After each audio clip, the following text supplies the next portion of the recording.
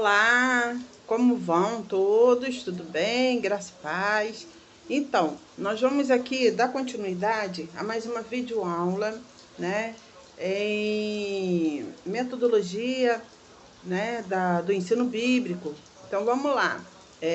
Uma pequena oração. Vamos invocar o Espírito Santo para que esteja conosco nesse momento. Amém? Senhor, meu Deus, em nome de Jesus Cristo, Senhor, ajude-nos, Senhor, através do Teu Santo Espírito, que eu possa, Senhor, estar passando para todos que ouvem esse estudo, a sã palavra, Senhor, que possa ser apregoada nos corações e ter um bom esclarecimento, e que essa palavra possa ser disseminada em todos os lugares, em nome de Jesus. Amém. Então, nós paramos na outra videoaula, né, falando sobre Atos 19, verso 8, que diz: Paulo entrou na sinagoga e ali falou com liberdade durante 3 meses, argumentando convincentemente acerca do reino de Deus. E as revelações por meio das referências cruzadas. Olha só, Cristo falou corajosamente diante da oposição. Você vai ver em João capítulo 7, verso 16. Nossa confiança e coragem brotam por sabermos que o Senhor nos ajudará nas situações difíceis. Você vai ver em Hebreus capítulo 13, verso 6. Pedro e João eram corajosos porque eles tinham estado com Jesus. Você vai ver em Atos capítulo 4, verso 13. Quando o Espírito Santo encher sua vida, você poderá falar a palavra de Deus com ousadia. Os primeiros cristãos oraram pedindo coragem para testemunhar e Deus respondeu a oração enchendo-os com o Espírito Santo. Você vai ver em Atos capítulo 4, verso 19 a 31. Quando o amor de Cristo estiver em nós, seremos corajosos, porque não há medo no amor, né? O amor de Cristo, ele estando em nós, o perfeito amor, lança fora todo medo. 1 João, capítulo 4, verso 17 e 18. E no estudo biográfico simples, o apóstolo Paulo é um grande exemplo de coragem, tá? Ele escreveu cartas corajosas para as igrejas. Ele pediu que as pessoas orassem para que ele continuamente pregasse e ensinasse com intrepidez. Efésios capítulo 6, verso 19 e 20. Quando recém-convertido em Damasco, ele deu testemunho de Cristo com ousadia. Em todo lugar ele ia, compartilhava a fé corajosamente, apesar da oposição e perseguição. Ele pediu que as pessoas orassem por ele, né? Você vai ver aí em Filipenses, Efésios capítulo 19 e 20. O seu testemunho cristão, quando estava na prisão, fez com que outras pessoas falassem de Cristo com ousadia. Você vai ver Filipenses capítulo 1, verso 14. Ele até enfrentou a morte corajosamente. Filipenses capítulo 1, verso 20. Aguardo ansiosamente e espero que em nada serei envergonhado.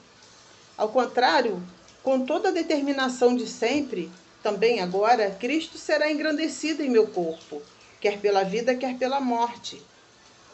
Grifos do autor, tá? Versículos para memorização, olha bem. Podemos, pois, dizer com confiança: o Senhor é meu ajudador, não temerei. O que pode me fazer os homens? Uma situação, um relacionamento em que Deus quer operar essa qualidade em minha vida. Tive medo de testemunhar meu amigo Ted, que trabalha comigo no meu escritório. Meu projeto. Primeiramente, pedirei que a minha esposa ore por mim, para que eu vença a minha timidez em testemunhar para Ted. Depois, em cada dia dessa semana, farei uma pausa antes de encontrar no escritório e pedirei que o Espírito Santo encha a minha vida e me dê coragem para testemunhar. Atos capítulo 4, verso 31. Então, nós vamos agora falar sobre o método de estudo temático. O método temático implica abordar um tema bíblico em conjunto de, no máximo, 5 perguntas determinadas. Depois você pesquisa esse tema na Bíblia ou em um único livro, e limitando-se às perguntas elaboradas, tirando suas conclusões e escrevendo uma aplicação pessoal. O estudo temático é similar ao estudo tópico, diferindo em 2 pontos. Primeiro, o estudo temático é menor que o tópico, porque se estuda menos versículos. Na realidade, é um estudo tópico reduzido. Um tópico pode ser subdividido em muitos temas. Por exemplo, oração seria um tópico subdividido, em as orações de Jesus, as orações dos autores do Novo Testamento, condições para que a oração seja respondida, promessas na oração, intercessão pelas pessoas e muitos outros temas relacionados à oração. Quando se faz um estudo temático e muitos outros temas relacionados à oração, quando se faz um estudo temático, centraliza-se o seu enfoque somente em passagens da Escritura que dizem respeito ao tema selecionado. Em contrapartida, um estudo tópico investiga todos os versículos possíveis relacionados com o tópico. Segundo um estudo temático, difere-se de um estudo tópico pela quantidade de perguntas elaboradas. No estudo tópico, fazemos o maior número possível de perguntas, pois o objetivo é esgotar o assunto. No estudo temático, por sua vez, limitamos-nos apenas a um máximo de 5 questões, pois o único interesse é responder a algumas perguntas cuidadosamente selecionadas. Depois de listarmos todos os versículos relacionados ao tema, examinamos cada versículo, fazendo somente as perguntas previamente elaboradas. A razão para o número reduzido de perguntas deve-se à quantidade de referência bíblica, 100, 200 ou mais, por tema. Se sua série de perguntas for muito longa, você ficará atolado de informações e desanimará. Ficará enfadado com o estudo antes mesmo de terminá-lo.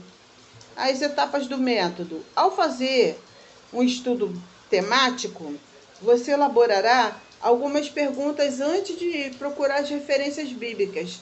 Essas devem incluir alguns dos 6 grandes pronomes relativos e investigativos: o que, por quê, quando, como, onde, quem. Essas palavras, quando empregadas de várias formas, possibilitarão um número ilimitado de perguntas ao seu estudo pessoal da Bíblia. Por exemplo, se você fizesse um estudo sobre a ira no livro de Provérbios, estas seriam algumas possíveis perguntas. Quais são as características do homem irado? O que causa a ira? Quais são as consequências da ira? Qual é a cura para a ira? Todas as 4 perguntas referem-se ao termo o que, mas você pode propor as mesmas perguntas usando os 5 pronomes. Escolha um tema. Escolha um tema do seu interesse. Se esse for o seu primeiro estudo desse tipo, comece com um tema simples. Na seção tarefa, há algumas sugestões, inclusive perguntas, e o exemplo oferece um estudo completo. Faça uma relação de todos os versículos que pretende estudar, usando as 3 ferramentas: a Bíblia de Estudo, a concordância exaustiva e a Bíblia tópica. Faça uma lista de todos os versículos bíblicos relacionados ao tema que você escolheu. Lembre-se de considerar os sinônimos e outras palavras e conceitos semelhantes quando usar a concordância. Escolha dessa lista os versículos que são mais importantes para o tema, a menos que você esteja tentando descobrir o que a Bíblia diz sobre o tema. Selecione as perguntas a serem feitas. Como saber se as perguntas a serem feitas estão corretas? Escreva aquelas que tiver maior interesse. Que assuntos você gostaria de saber sobre o tema escolhido? Faça uma lista de perguntas, não mais que 5. Lembre-se de que às vezes apenas uma pergunta é o suficiente. Escreva a pergunta ou perguntas no formulário ou em uma folha de papel. Formule perguntas para cada referência bíblica. Leia as referências bíblicas e formule perguntas sobre cada versículo. Não esqueça isso. Escreva as respostas que encontrar nos lugares apropriados, ou no formulário ou no papel. Às vezes, você conseguirá responder todas as perguntas sobre determinado versículo, mas, em geral, responderá somente parte delas. Vez por outra, um versículo pode não responder nenhuma das suas perguntas. Sempre que uma pergunta não tiver resposta, deixe em branco no formulário. Se não obtiver nenhuma resposta às perguntas, comece de novo e elabore outro conjunto de perguntas. Tire conclusões de estudo depois de ter lido todas as referências bíblicas e ter respondido as perguntas a ela pertinentes. Retorne à série de perguntas e resuma as respostas. Você pode organizar o estudo em forma de esboço, agrupando versículos semelhantes e transformando as perguntas nas principais divisões do esboço. Assim, será mais fácil quando quiser compartilhar suas descobertas com um grupo de estudo bíblico, classe, congregação ou com algum filho na fé. Escreva uma aplicação pessoal para implementar o que descobriu e torná-lo realidade em sua vida. Escreva uma aplicação pessoal que seja prática, possível e mensurável. Reporte-se às etapas sugeridas no método devocional, caso precise de ajuda para pôr em prática uma aplicação eficaz. Então, nós vamos parar por aqui, tá bom? Depois nós vamos para outra videoaula. Fica na paz aí, Deus abençoe.